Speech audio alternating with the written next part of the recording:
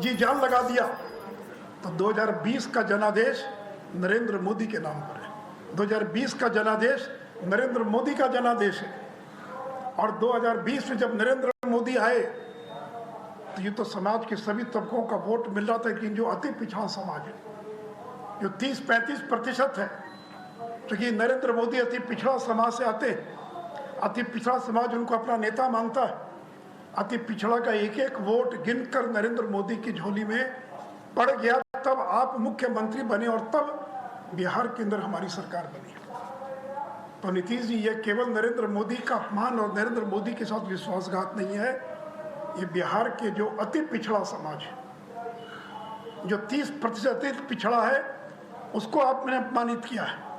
और ये वही राजद के लोग हैं जिनके 15 साल में अगर सबसे ज़्यादा कोई प्रताड़ित हुआ तो ये अति पिछड़ा समाज के लोग हुए, जिनकी ज़मीनों पर कब्जा कर लिया जाता था, मार के भगा दिया जाता था, वोट नहीं देने दिया जाता था।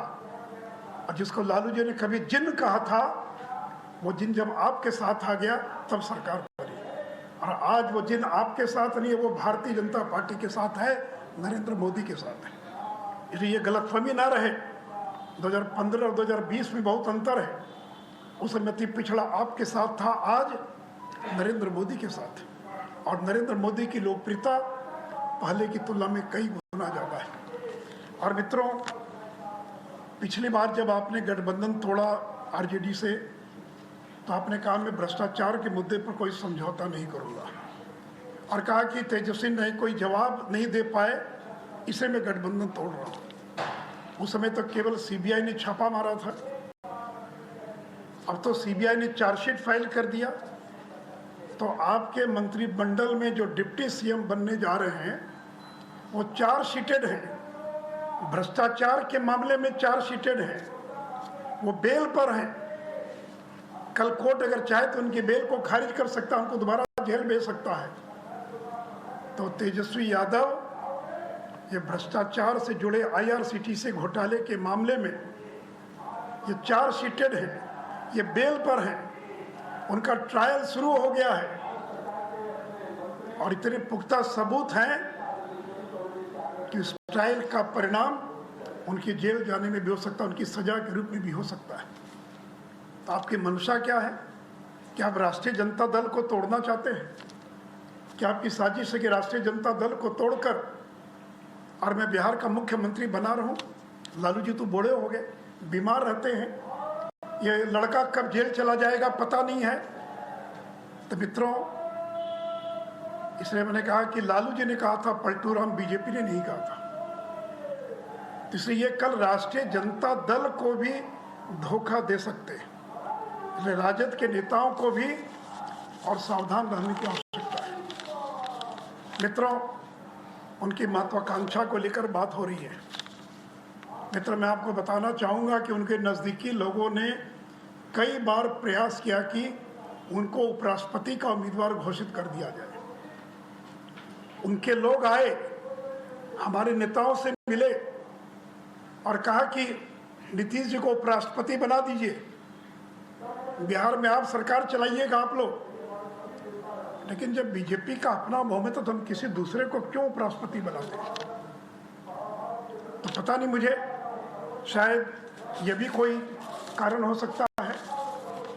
और मित्रों, नई सरकार बन गई है, आज शपथ ग्रहण होगा और मैं केवल राष्ट्रीय जनता दल को स्मरण कराना चाहूँगा कि तेजस्वी यादव ने प्रेस कॉन्फ्रेंस में कहा था, अपने हर भाषण में कहा था और कहा था कि 15 वर्ष के एनडीए शासन में रिक्त पड़े 4.5 लाख पद भरने के साथ साथ 5.5 लाख स्थायी पदों का सृजन, कुल 10 लाख स्थायी नौकरियों की समयबद्ध बहाली की प्रक्रिया पहले ही कैबिनेट बैठक में पहले दस्तखत के साथ शुरू होगी। तो मित्रों, तेजस्वी यादव को इसी नाम पर वोट मिला, इतनी बड़ी संख्या में सीटों को जीतने में उनको सफलता मिली। तो मैं इनको याद कराना चाहूँगा, आज या कल मंत्रिपरिषद के गठन के बाद जब कैबिनेट की पहली बैठक होती है तो आपका वायदा था हर भाषण में आप जोर जोर से कहते थे कि कैबिनेट की पहली बैठक में और पहला हस्ताक्षर होगा कि बिहार के 10 लाख लोगों को रोजगार दिया जाएगा। सरकारी नौकरी, रोजगार यानी प्राइवेट सेक्टर में नहीं, सरकारी नौकरी दी जाएगी। इसलिए मैं क्या आपको स्मरण कराना चाहूँगा, और हम रोज रोज आपको स्मरण कराते रहेंगे कि आपका 10 लाख नौकरियों का वायदा था, आप उस वायदे को पूरा कीजिए। और मित्रों ने एक और वायदा किया था कि किसानों का कर्ज माफ करेंगे।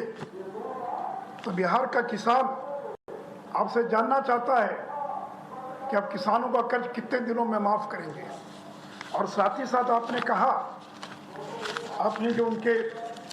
आपने कहा कि आशा कार्यकर्ता, आंगनबाड़ी सेविका, सहायिका, रसोई कर्मियों के मौजूदा मानदेय को दुगना करके और जीविका दीदियों को नियमित वेतन नौकरी उपलब्ध कराई जाएगी। तो जो आशा वर्कर है, आगे ये जो आशा है, आंगनबाड़ी सेविका, सहायिका है, उनके वेतन को, उनके मानदेय को आपने दुगना करने की घोषणा की है।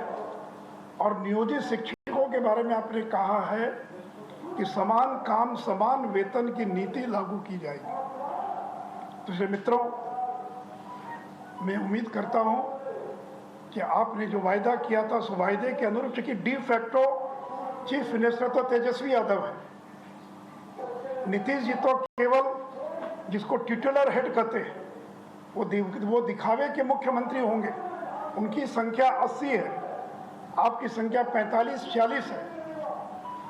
और लालू यादव के काम करने का तरीका क्या है सब लोग जानते हैं। तो दिखावे के मुख्यमंत्री रहेंगे नीतीश कुमार, और असली मुख्यमंत्री होगा तेजस्वी प्रसाद यादव। इसे मित्रों, केवल कि मैं जो उन्होंने वायदा किया था उस वायदे को याद कराते हुए, और अंत में केवल कि बीजेपी ने कोई कसर नहीं छोड़ रखी थी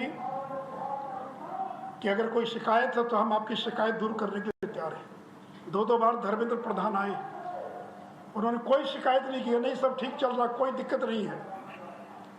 और ठीक सरकार गिरने के एक दिन पहले हमारे पार्टी के एक बड़े वरिष्ठ नेता ने दिल्ली से फ़ोन किया कि नीतीश जी सब ठीक तो है? सब ठीक है, कोई दिक्कत नहीं है। तो पूछा कि ये ललन सिंह का बयान आ रहा देख रहे हैं टीवी पर, तो कहा कि जैसे आपकी पार्टी में गिरिराज सिंह है वैसे हमारे पार्टी में ललन सिंह है, आप इन बयानों की चिंता मत कीजिए। फिर कहा कि भाई आपके बहुत सारे और नेताओं का भी तरह तरह का बयान आ रहा है। तो बोला, अरे नेता लोग हैं, प्रवक्ता हैं, कुछ न कुछ बोलते रहते हैं, कोई दिक्कत नहीं है। पूछा कोई शिकायत हो, कोई कठिनाई हो? तो कहा कि नहीं कोई दिक्कत नहीं, ऑल इज वेल। और अब कह रहे हैं कि मुझे अपमानित किया जा रहा है। अरे क्या अपमानित किया आपको? आप ही बता दें क्या अपमानित किया, बताना चाहिए ना, एक शब्द बोल देने से तो नहीं होगा। तो मित्रों, अब तो सरकार बन गई, पार्टी ने जो कार्यक्रम घोषित किया उस कार्यक्रम के अनुसार हम काम करेंगे। पहली बात कि ये नरेंद्र मोदी का अपमान है, ये बिहार के अति पिछड़ों का अपमान है। और बिहार का अति पिछड़ा अगले चुनाव के अंदर एक एक वोट नरेंद्र मोदी की झोली में देकर इसका बदला लेने का काम करेगा। और जो अपमानित करने की बात करते हैं कि जो मैंने विस्तार से जिक्र किया आरसीपी सिंह का प्रकरण, तो मैंने सारी बातों का आपको जिक्र कर दिया है। 10 लाख नौकरियों की भी बात कही है। तब देखिए आगे आने वाले दिनों में नई सरकार किस तरह से काम करती है। तो मित्रों, इतनी बातें मुझे कहनी थी, कुछ आपको पूछना हो तो पूछ सकते हैं।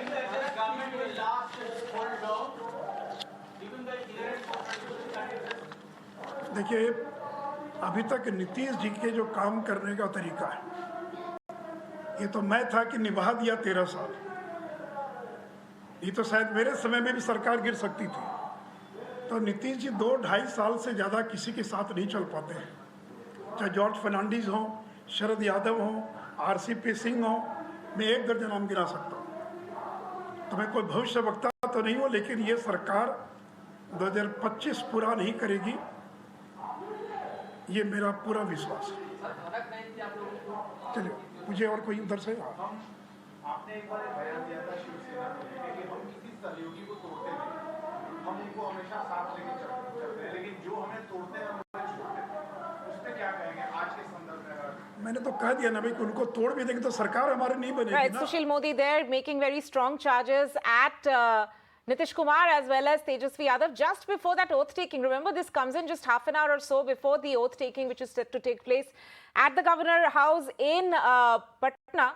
And right before that, we can see BJP tearing into the Mahagathbandhan, essentially highlighting several problem areas and, of course, calling out what they are claiming to be betrayal from the JDU and essentially saying that Nitish Kumar is going to be the titular head, but Tejasvi Yadav is going to be the real power center, and also essentially pointing out the corruption charges against Tejasvi.